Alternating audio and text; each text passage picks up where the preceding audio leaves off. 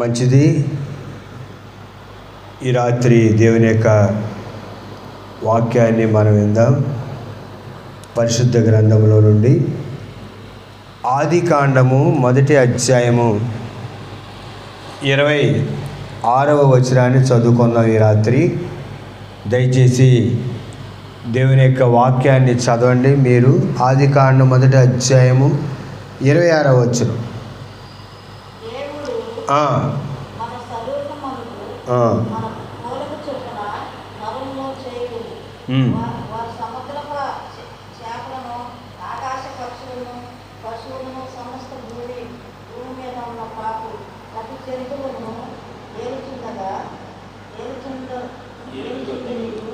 ఏలుదురుగాకనియు పలికెను. సారీ, నేను చదువుతాను, జాగ్రత్తగా వినండి. దేవుడు మన స్వరూపమునందు మన పోలిక చొప్పున నరులను చేయుదుము, వారు సముద్రపు చేపలను, ఆకాశ పక్షులను, పశువులను, సమస్త భూమి మీద ప్రాకు ప్రతి జంతువును ఏలుదురుగాకనియు పలికెను.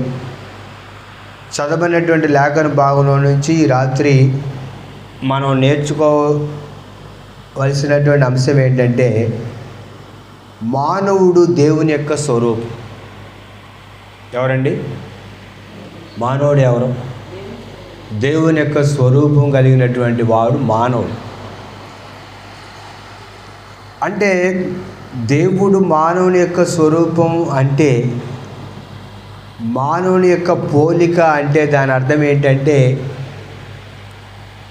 దేవుడు ఆత్మస్వరూపి. దేవుడు ఆత్మస్వరూపి కాబట్టి మానవుడు కూడా ఆత్మ కలిగినటువంటి వాడు. దేవుని పోలిక, దేవుని స్వరూపము.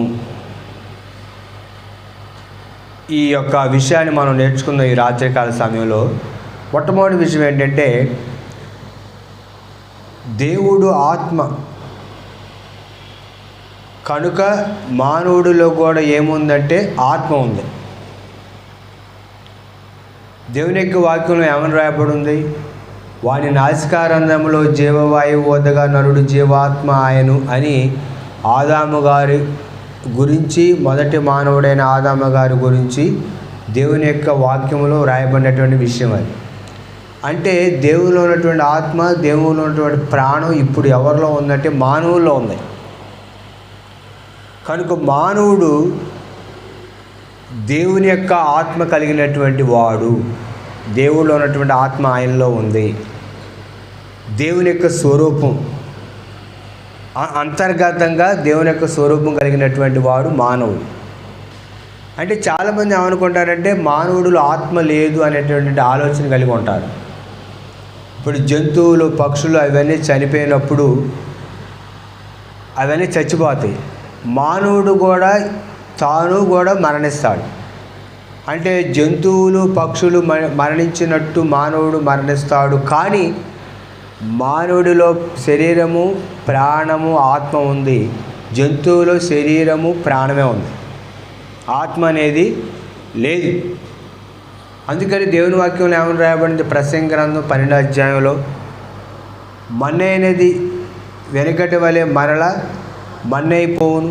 12వ అధ్యాయం 7వ వచనంలో ఉన్నటువంటి మాట, ఆత్మ దాన్ని దయచేసిన దేవుని యొద్దకు మరలా వెళ్ళిద్ది అని ఉంది.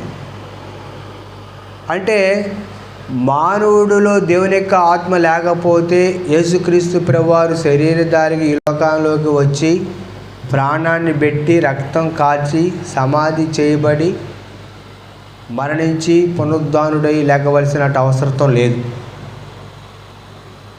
అంటే దేవుని యొక్క ఆత్మ మనలో ఉంది కాబట్టే కదా ఆయన మన కొరకు ప్రాణం పెట్టాడు. జక్కయ్యతో కూడా ప్రభు ఏమని మాట్లాడతారు? జక్కయ్యతో ప్రభు ఏమని మాట్లాడతాడు? నశించున్న దాన్ని వెతికి రక్షించుటకు మనిషి కుమారుడు వచ్చినని అతనితో చెప్పాను అని యేసుక్రీస్తు ప్రభువారు, ఇతడు అబ్రాహాము కుమారుడే అని జక్కయ్యతో చెప్తారు. అంటే మానవుడిలో ఆత్మ నశించిపోతుంది అనే ఆలోచన లేదండి ఈరోజు చాలామందికి. ఆలోచన రావట్లా. అంటే పైకి బాగానే ఉన్నాం, పైకి మంచిగానే ఉన్నాం, పైకి తిరుగుతున్నాం, జీవితం అనేది గడిచిపోతూ ఉంది. చనిపోయిన తర్వాత మన ఆత్మ ఎక్కడికి వెళ్ళిద్ది అనేది మనం బ్రతికున్నప్పుడే మనం ఆలోచించాలి. మన భవిష్యత్తు గురించినటువంటి, అంటే మన నిత్యత్వం గురించినటువంటి, భవిష్యత్తు గురించినటువంటి సిద్ధపాటు ఇప్పుడే మనం కలిగి ఉండాలి.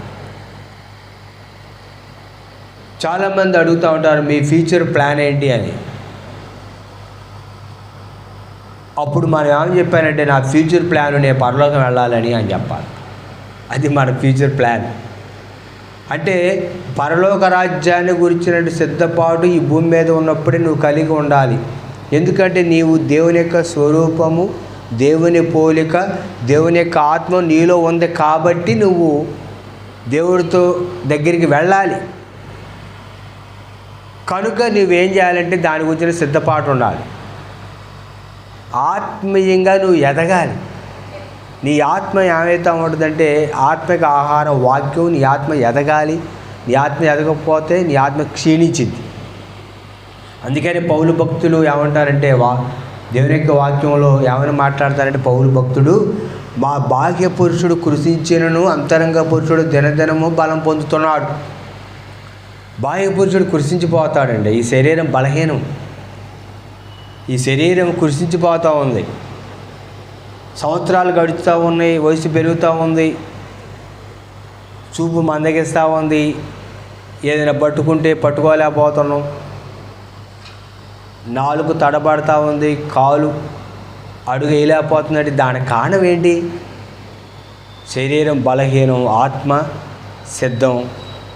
అంటే ఈ యొక్క శరీరం అనే గుడారంలో నుంచి ఆత్మ వెళ్ళిపోవాల్సిన సమయం ఆసన్నమైనది.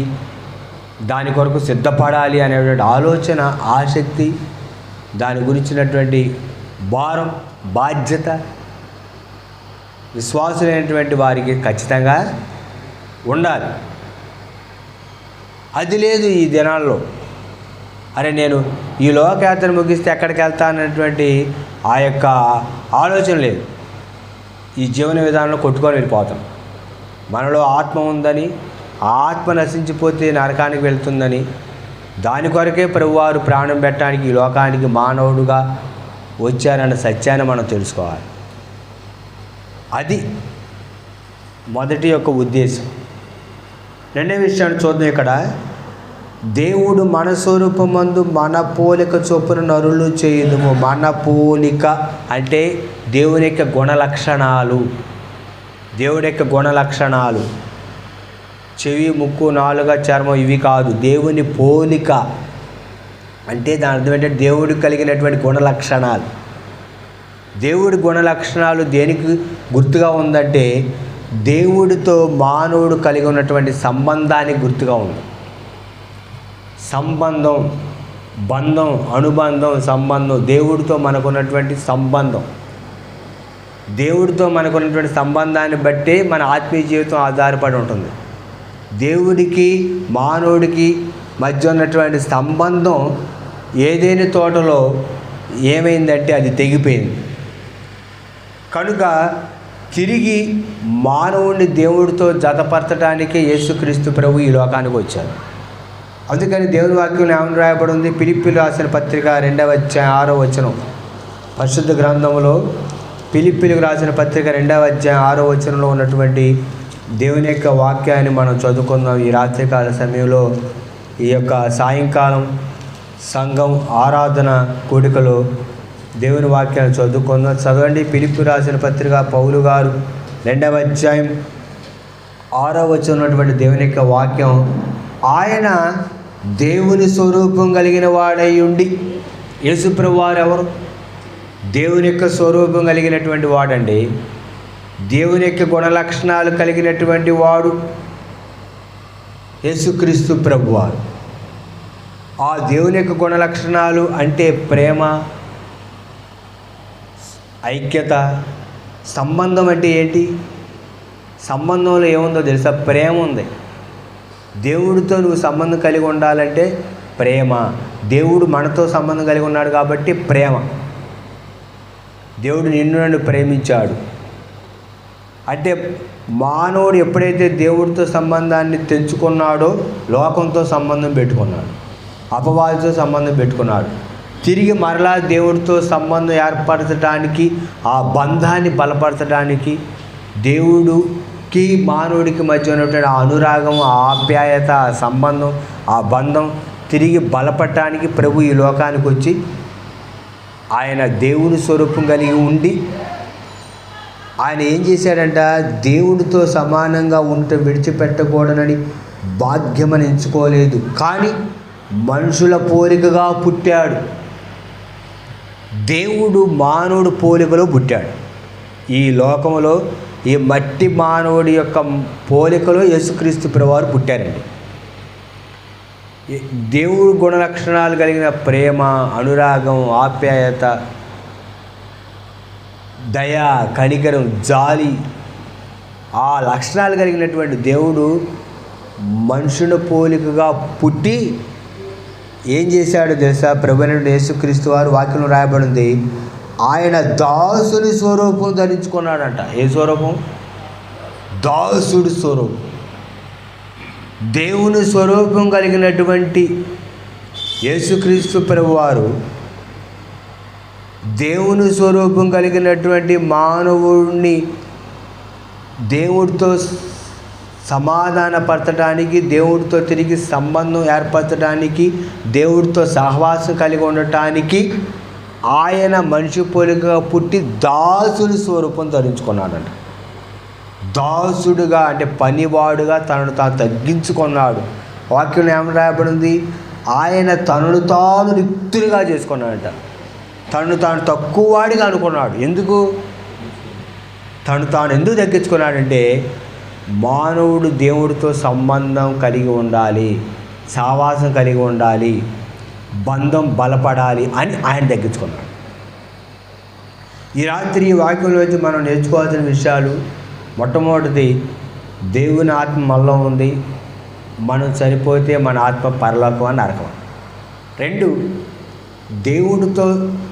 2, మానవుడు దేవుని స్వరూపం కలిగి ఉన్నాడంటే దేవుడితో సంబంధం కలిగి ఉండాలి. ఆ సంబంధం అదేంటంటారు, ఈరోజు సంబంధాలు ఏమైపోతూ ఉన్నాయి? బలహీనపడిపోతూ ఉన్నాయి. సహవాసంలో ఏముందంటే సంబంధం ఉందండి. ఆ అపోస్తలుల కార్యాల గ్రంథం మనం చూడండి ఒకసారి, దేవుని వాక్యంలో అపోస్తలుల కార్యాల గ్రంథం 2వ అధ్యాయము చూడండి. ఇక్కడ రాయబడిన మాట, దేవుని యొక్క వాక్యం అపోస్తలుల కార్యాల గ్రంథం 2వ అధ్యాయము దేవుని వాక్యంలో ఏమని రాయబడి ఉంది? 46వ వచనం. వాక్యంలో ఏం రాయబడి ఉందో తెలుసా? దేవుని వాక్యం అపోస్తలుల కార్యాల గ్రంథం 2వ అధ్యాయము 46వ వచనం ఉన్నటువంటి దేవుని వాక్యాన్ని మనం చూస్తే అక్కడ రాయబడినటువంటి మాట ఏంటో తెలుసా? దేవుని యొక్క వాక్యంలో చూడండి, ఎక్కడి నుంచి చదువుతారంటే చదవండి. మరియు అనేక మనస్కులై ప్రతి దినము దేవాలయములో తప్పక కూడుకొనుచు ఇంటింట రొట్టె విరుచుచు దేవుని స్తుతించుచు ప్రజలందరి వల్ల దయ పొందిన వారై ఆనందముతోను నిష్కపటమైన హృదయముతోను ఆహారం పుచ్చుకొనుచుండి మరియు ప్రభువు రక్షణ పొందుచున్న వారిని అనుదినము వారితో చేర్చుచుండెను. చాలు, ప్రభు రక్షణ పొందుతున్న వారిని అనుదినము వారితో చేర్చుచుండెను. సంఘంలోకి వస్తున్నటువంటి వారిని ప్రతి రోజు ఏం చేస్తున్నారంటే చేర్చుకుంటున్నారు. ఈరోజు క్రైస్తవ సమాజంలో, సంఘాలలో సహవాసంలో ఏమైందో తెలుసా?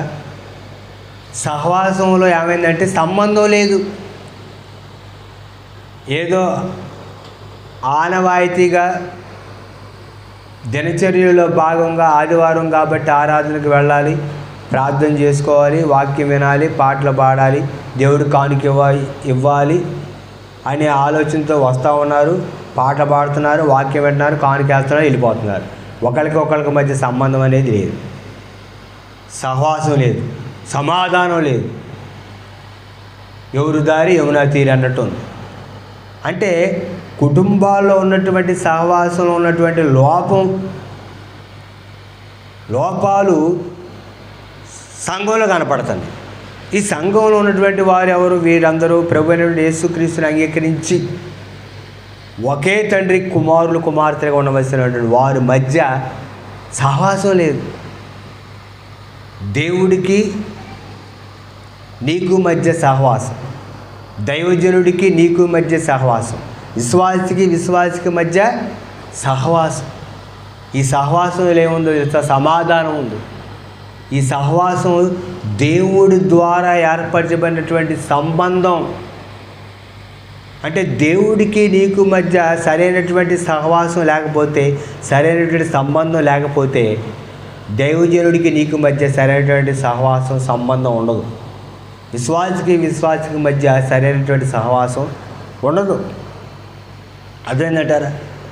ఆనాడు ఆది సంఘంలో వారు అనుదినము సంఘంలో చేర్చుతూ ఉంటే, ఈనాడు సంఘాలలో, ఈనాడు క్రైస్తవ సమాజంలో ఉన్నటువంటి స్థితి ఏంటయ్యా అంటే, కొత్తగా ప్రభువుని అంగీకరించినటువంటి వారిని సహవాసంలోకి వచ్చి సమాధానంతో సంబంధం కలిగి ఉండవలసినటువంటి వారిని చేర్చుకోకుండా వారిని ఏం చేస్తున్నారంటే బయటికి నెట్టివేస్తున్నారు. వారి మీద లేనిపోయినని కల్పించి వారు దేవుని యొక్క సన్నిధి రాకుండా యేసుక్రీస్తు ప్రభువుని ద్వేషించి, సంఘాలను ద్వేషించి, సమాజంలో కలిసే విధంగా, పాపంలో పడే విధంగా తయారయ్యారు. ఎందుకు ఈనాడు చాలామంది క్రీస్తుకు, దేవుని పిల్లలకు, దైవజనులకు వ్యతిరేకంగా వాళ్ళు తయారయ్యారు సమాజంలో? కారణం ఏంటో తెలుసా? ఈ సహవాసంలో సంబంధం సరిగ్గా లేకపోవటం వల్ల వచ్చినటువంటి ఈ ప్రభావం, అదే కారణం. కనుక మన సహవాసం దేవుడితో ఎలాగుంది, దైవజనుడితో ఎలాగుంది, విశ్వాసంతో ఎలాగుంది, ఆ సంబంధాన్ని ఏర్పరచడానికే కదా ప్రభు, దేవుని స్వరూపం కలిగినటువంటి యేసుక్రీస్తు ప్రభువారు మనుష్య పోలికలో పుట్టారు, దాసుని స్వరూపం ధరించుకున్నారు. దేవుడిలో ఉన్నటువంటి గుణ లక్షణాలు, ఆ ప్రేమ, అనురాగం, ఆప్యాయత, సమాధానం, దయ, అవన్నీ యేసుక్రీస్తులో ఉన్నవి. ఆ యేసుక్రీస్తులో ఉన్నటువంటి లక్షణాలు నీలో, నాలో ఉండాలని దేవుడు కోరుకుంటా ఉన్నాడు. అందుకని వాక్యం ఏమని రాయబడి ఉంది చూడండి. యోహాను గారు రాసినటువంటి మొదటి పత్రిక, దేవుని యొక్క వాక్యంలో మనం చూస్తే, యోహాను గారు రాసినటువంటి మొదటి పత్రిక చూడండి. దేవుని యొక్క వాక్యం 4వ అధ్యాయము 17వ వచనంలో ఉన్నటువంటి దేవుని యొక్క వాక్యాన్ని నేను చదువుతూ ఉంటాను, మీరు జాగ్రత్తగా వినండి. ఏలయనగా ఆయన ఎట్టివాడై ఉన్నాడో మనము కూడా ఈ లోకంలో అట్టివారమై ఉన్నాము. అదే మీకు, ఆయన ఎట్టివాడై ఉన్నాడు, మనం కూడా అట్లాంటి వాళ్ళమై ఉన్నాం. చాలామంది అంటారు తండ్రి మంచోడే కానండి, ఆ పిల్లోడు మంచోడు కాదండి, ఆ తండ్రి లక్షణాలు ఆయనలో లేవు, తండ్రి అంత జాలి కలిగిన మనసు లేదండి, తండ్రి అట్లాంటివాడే కానీ పిల్లలు అట్లాంటివాడు కాదండి అంటూ ఉంటారు. అదేంటారా? అంటే చూడండి, సరైనటువంటి సహవాసం లేదు, సరైనటువంటి సంబంధం లేదు. ఇక్కడ యేసుక్రీస్తు ప్రభు గురించి చెప్తూ యోహాను గారు రాసినటువంటి మొదటి పత్రిక అంత ప్రేమ. దేవుడితో నువ్వు సరైనటువంటి ప్రేమ కలిగి ఉంటే అప్పుడు తోటి వారితో నువ్వు సరైనటువంటి ప్రేమ కలిగి ఉంటావు. ఆ ప్రేమలోనే సహవాసం ఉంది, ఆ ప్రేమలోనే సమాధానము, సంబంధం ఉందండి. అదేంటంటారా? దేవుని వాక్యం మొత్తం కూడా ఉన్నటువంటి ఒకే ఒక మాట, 2 అక్షరాలు, ఒకే మాట 2 అక్షరాలు. దేవుని వాక్యం అంతా కూడా ఒకటే ఒక మాట, ప్రేమ. ప్రేమ అంటే ఈనాడు ఎలా ఉందంటే, ఎదుటివారితో ప్రేమ లేదు, ప్రేమ లేదు కాబట్టి సహవాసం లేదు, సహవాసం లేదు కాబట్టి సరైనటువంటి సంబంధం లేదు. కుటుంబాల్లో ఉన్నటువంటి పరిస్థితి, ప్రేమ లేదు. సంఘాలలో, సమాజంలో, క్రైస్తవ సమాజంలో దైవజనుడికి మధ్య ఏం లేదు, ప్రేమ లేదు. దైవజనుడి మధ్య ఏం లేదు, సహవాసం లేదు. అదేంటంటారా? ప్రేమ. అందుకని పౌలు గారు ఏమంటారు తెలుసా? ప్రేమ లేని వాడినైతే వ్యర్థుడను, వేస్ట్ నేను, ప్రేమ లేని వాడిని. అంటే దేవుడిలో ఉన్నటువంటి ఆ యొక్క పోలిక ఏమిటయ్యా అంటే ప్రేమ. దేవుని స్వరూపం కలిగినటువంటి యేసుక్రీస్తులో ఉన్నటువంటి ఆ యొక్క గుణలక్షణం ఏంటంటే ప్రేమ. దేవుడు నిన్ను నన్ను ప్రేమించాడు. దేవుడు లోకాన్ని ప్రేమించాడు. ఆ యొక్క ప్రేమను బట్టే నీవు నన్ను రక్షించబడ్డావు. దేవుడు లోకమును ఎంతో ప్రేమించాడు కాబట్టి ప్రభువైన యేసుక్రీస్తు వారి లోకాన్ని పంపించారు. కనుక మరలా తిరిగి మనం ఆదాము కోల్పోయినటువంటి సహవాసం, ఆదాము కోల్పోయినటువంటి సంబంధం, ఆదాము కోల్పోయినటువంటి ఆ యొక్క సమాధానం తిరిగి యేసుక్రీస్తు ద్వారా తండ్రి అయినటువంటి దేవుడితో నీవు నేను కలిగి ఉండాలని తిరిగి మరలా యేసుక్రీస్తు మరణం ద్వారా, ఆయన యొక్క సెలవు ద్వారా ఆ సహవాసాన్ని ఏర్పరిచాడు, ఆ సమాధానాన్ని ఏర్పరిచాడు, ఆ యొక్క బంధాన్ని ఏర్పరిచాడు. కనుక నీలో నాలో దేవుడు ఏం చూస్తున్నాడంటే ఆ ప్రేమతో కూడినటువంటి సహవాసం, అన్యోన్య సహవాసాన్ని దేవుడు మనలో కూడా చూస్తూ ఉన్నాడు. అందుకని దేవుని వాక్యం ఏమని రాయబడింది?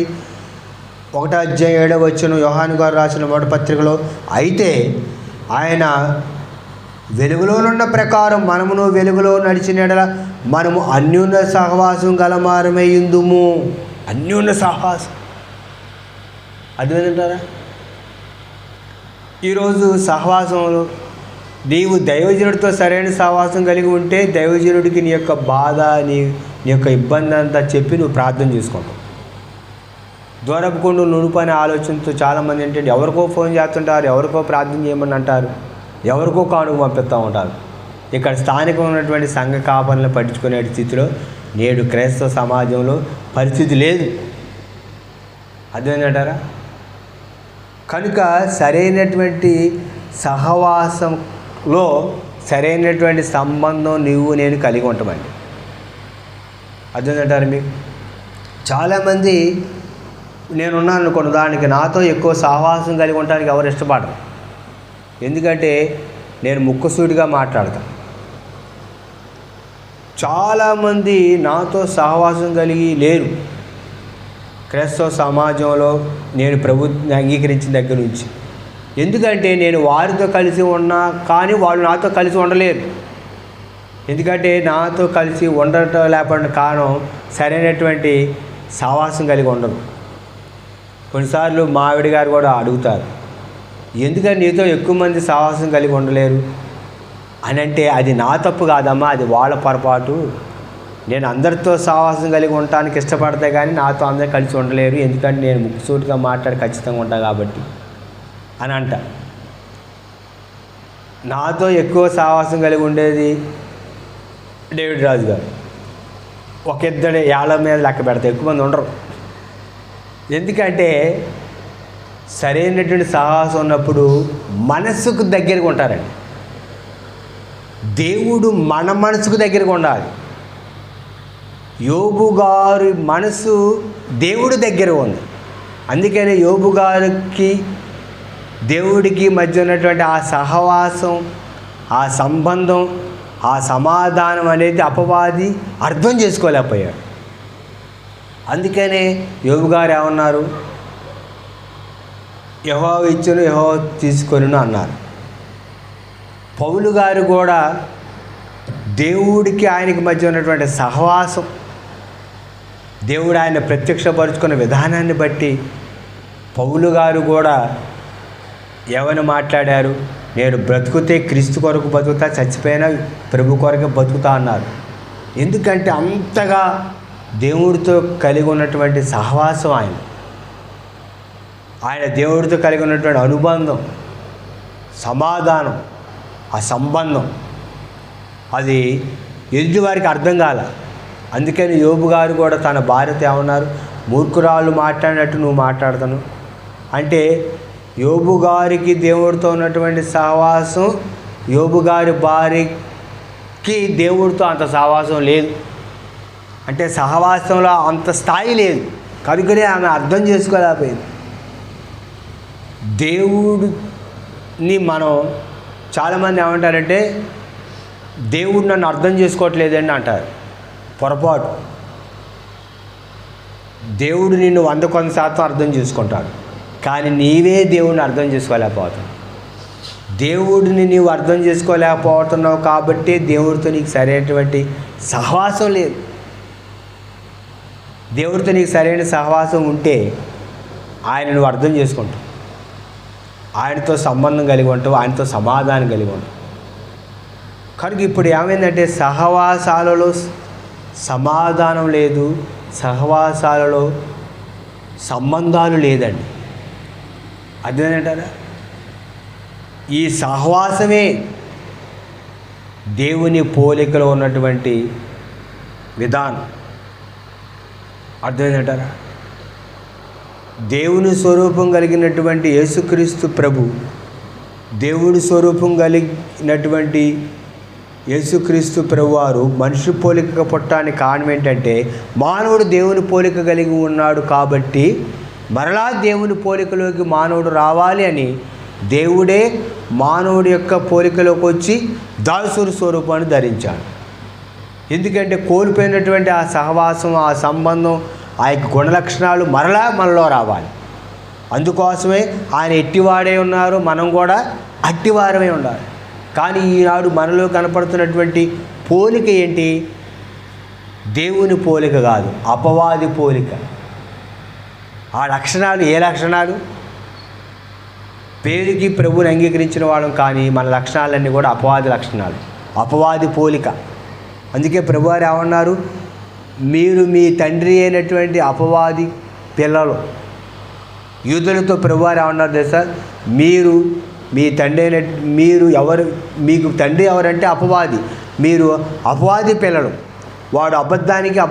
వారు అబద్ధికుడు, అబద్ధానికి జనకుడు, వాడి పిల్లలు మీరు. అంతేగాని మీరు అబ్రహాం పిల్లలు కాదు, మోషే యొక్క వారసులు కాదు మీరు. వాళ్ళు ఏమనుకుంటున్నారు? మేము అబ్రహాం పిల్లలం, మోషే యొక్క వారసులం, మోషే శిష్యులు అంటున్నారు. అబ్రహాం పిల్లలైతే మీరు అబ్రహాముకు ఉన్న లక్షణాలు మీలో ఉంటాయిగా, ఆ విశ్వాస లక్షణాలు. మీరు మోషే వారసులు, మోషే శిష్యులు అంటే మోషే దేవుడికి లోబడ్డాడుగా, దేవుడు మాట విన్నాడుగా. మరి మీరు దేవుడికి లోబట్టలేదుగా, నన్ను అంగీకరించట్లేదుగా, దేవుడి దగ్గర నుంచి వచ్చినటువంటి నన్ను అంగీకరించట్లేదుగా అని ప్రభువారిని ప్రశ్నించాడు. మూడవదిగా దేవుని స్వరూపము, దేవుని పోలికలో దేవుడు ఏమని చెప్పాడంటే ఆదికాండం 1:26 మీరు ఏమని చెప్పారంటే దేవుని వాక్యం మీరు ఏలతాడు అని చెప్పాడండి. ఇక్కడ చూడండి, చివరి మాటలు ఏమని రాయబడి ఉంది? దేవుని యొక్క వాక్యం ఏమని రాయబడి ఉందో తెలుసా? భూమి మీద ప్రాగు ప్రతి జంతువును ఏలుదురుగాకనియు పలికను. ఏలుతాడు అంటే పరిపాలిస్తాడు అని. దేవుడు పరిపాలకుడు. దేవుని పోలికగా పుట్టినటువంటి మానవుడు కూడా పరిపాలించేటటువంటి పరిపాలన కలిగినటువంటి వాడు. దేవుడు అన్నిటికీ పేరు పెట్టి, దేవుడు ఆదాము గారిని పిలిచి ఈ భూమి మీద ఉన్నటువంటి వాటన్నిటికీ కూడా దేవుడు ఆదాము గారితోనే పేర్లు పెట్టించాడు. ఆదాము ఏ పేరు పెట్టాడో ఆ పేరు నేటికి ఉంది అని వాక్యంలో రాయబడి ఉంది. ఈనాడు అంటే పరిపాలించాలి, కుటుంబాన్ని పరిపాలించాలి యజమాని, అది పరిపాలన. చాలామంది ఏమంటారు పిల్లలు, నీ మాట మేము వినం అంటారు తల్లిదండ్రులు. అంటే తల్లిదండ్రులని వినమని పిల్లలు అంటున్నారంటే దేవుని యొక్క ఆజ్ఞను వాళ్ళు వ్యతిరేకిస్తున్నారు. దేవుని యొక్క పరిపాలన విధానాన్ని వాళ్ళు ఏం చేస్తారంటే తోలనాడుతున్నారు, దాన్ని ధిక్కరిస్తున్నారు. దేవుని యొక్క చిత్తాన్ని, దేవుడి యొక్క చట్టాన్ని, దేవుడి ప్రణాళికనే పక్కన పెడుతున్నారు. అదేంటారు? కుటుంబంలో కూడా భార్యాభర్తల మధ్యలో కూడా భర్త భార్యకి యజమాని. అదేంటారా? స్త్రీకి పురుషుడు శిరస్సు, పురుషుడికి క్రీస్తు శిరస్సు, క్రీస్తుకి దేవుడి శిరస్సు. దేవుని యొక్క వాక్యం కూడా రాయబడి ఉంది. భార్య అయితే తన భర్త యందు భయం కలిగి ఉన్నట్టు చూసుకోవాలను. ప్రతి విషయంలో భార్య భర్త మాట వినాలని వాక్యంలో ఉంది. చాలామంది అంటారు నేను దేవుడికే భయపడతా అంటారు. మంచిది, భర్తకు కూడా భయపడమని వాక్యంలో ఉందిగా, అది గుర్తురాదు. భార్య అయితే తన భర్త యందు భయం కలిగి ఉండునట్టు చూచుకొనవలెను అని వాక్యంలో ఉంది. అంటే పరీక్షించుకోవాలి, ప్రతి విషయంలో భర్తగా లోబడాలి. ఒకసారి నన్ను అడిగారు కొంతమంది స్త్రీలు, ఎక్కడుంది అయ్యగారు ప్రతి విషయంలో భర్తకు లోబడాలని ఉంది వాక్యంలో అని అడిగారు. చూడండి అమ్మ, వాక్యంలో ఏమని రాయబడి ఉంది? మీ బైబిల్లో, నా బైబిల్ ఏదైతే ఉందో మీ బైబిల్లో కూడా అదే ఉంది. ప్రతి విషయంలో భర్తకు లోబడాలి అని వాక్యంలో ఉంది. అది దేవుడి యొక్క పరిపాలన విధానం. అదేంటారు? ఇది కుటుంబ వ్యవస్థ. అంటే దేవుడు తన స్వరూపం తన పోలికలు నరులు చేయదు అని తండ్రి కుమార పరిశుద్ధాత్మ దేవుడు వారి మధ్య ఉన్నటువంటి సహవాసం, వారిలో ఉన్న గుణ లక్షణాలు, కుటుంబంలో ఆ యొక్క కుటుంబంలో భార్య భర్తలు, ఆ పిల్లలు, కుటుంబంలో సంఘము, దైవజనుడు, విశ్వాసుల మధ్యలో, సమాజంలో కూడా దేవుడు ఏం చేయాలంటే అనుకున్నాడంటే వాటిని చూడాలనుకున్నాడు దేవుడు. అందుకే దేవుడు ఈ కుటుంబ వ్యవస్థను ఏర్పరిచాడు. సమాజంలో కూడా ప్రభుత్వాలను దేవుడు ఏర్పరిచాడు. అదేంటారా? సింహాసనాలను ప్రభుత్వాలు ఏర్పరిచేది కూడా దేవుడే. అంటే దేవుడి యొక్క పరిపాలన విభాగంలో మనం దేవుని యొక్క మాటకు లోబడి, దేవుడి చట్టానికి లోబడి, దేవుడి వాక్యాన్ని గౌరవించవలసిన బాధ్యత నీకు నాకు ఉంది. అది దేవుడి పోలిక. అంటే అర్థమైందంటారా? పిల్లలు తల్లిదండ్రుల మాట వినాలి, భార్య భర్త మాట వినాలి. అంటే లోబడి ఉండటం అంటే అది దేవుని యొక్క మాటను గౌరవించి వింటున్నట్టు లెక్క. అంతేగాని అదేదో తక్కువగా విధానం అని కాదు. అది అర్థం కావట్లేదు చాలామందికి. దేవుని యొక్క వాక్యం అర్థం కావట్లేదు. ఆదికాండం 1:26 వచ్చిన చాలామందికి అర్థం కావట్లేదు. అదేంటారా? చాలామంది ఏంటి ధిక్కరిస్తారు. ఆయన మాట అనేది ఏంటి? చాలామంది అంటారు మా డబ్బు మా ఇష్టం, మేము సంపాదిస్తున్నాం, ఆయన మాట అనేది ఏంటి అంటారు. అంటే నువ్వు దేవుడి వాక్యాన్ని ధిక్కరిస్తాను అని అర్థం. నువ్వు భర్తనిగా ధిక్కరించే దేవుని వాక్యాన్ని ధిక్కరిస్తాను. యేసుక్రీస్తు ప్రభువారు కూడా అన్నారు, మీరు లేఖనాలు పొరపాటు పడుతున్నారు, లేఖనాలు మీరు పొరపాటు చేసుకున్నారు కాబట్టి మీకు అర్థం కావట్లే లేఖనం. ఈనాడు లేఖనం అర్థం కావట్లే, వాక్యం అర్థం కావట్లే, వాక్యానుసారంగా వాక్యం చెబుతుండే దైవజనులకు అర్థం కావట్లే. చాలామంది దాన్ని వ్యతిరేకంగా చూస్తున్నారు. కనుక మానవుడు దేవుని యొక్క స్వరూపము, దేవుని స్వరూపం కలిగినట్టు నీవు ఆ దేవుని స్వరూపం కలిగినటువంటి యేసుక్రీస్తు ప్రభు మానవుల పోలిక పుట్టి దాసుని స్వరూపం ధరించుకున్నాడు. కనుక నేను దాసుని స్వరూపం ధరించుకొని దేవుడు పెట్టినటువంటి విధానాన్ని మనం గౌరవిస్తూ దేవుడికి లోబడి ఆయన మాట ప్రకారం జీవించాలి. కనుక నేను దేవుడి స్వరూపం అని గ్రహించి మనలో ఆత్మ ఉంది. ఈ లోకయాత్ర ముగిస్తే మనం నిత్యత్వంలోకి వెళ్తాం. మనం సహవాసం సంబంధం కలిగి ఉండాలి. దేవుడు పెట్టినటువంటి పరిపాలన విభాగానికి మనం లోబడాలి అని మనం దేవుని వాక్యాన్ని విన్నాం కాబట్టి ఆ వాక్యం ప్రకారం జీవిద్దాం. అట్టి కృపా ప్రభు మనకు అనుగ్రహించును గాక. సమయించిన దైవజనులకు ఇంతవరకు ఓపికగా వాక్యమైన మీ అందరికీ వందనాలు. దేవుడికి స్తోత్రం. ఆమేన్. ప్రార్థన చేస్తున్నాం. చీకటి వస్తున్నట్లయితే ప్రార్థన చేస్తున్నాం.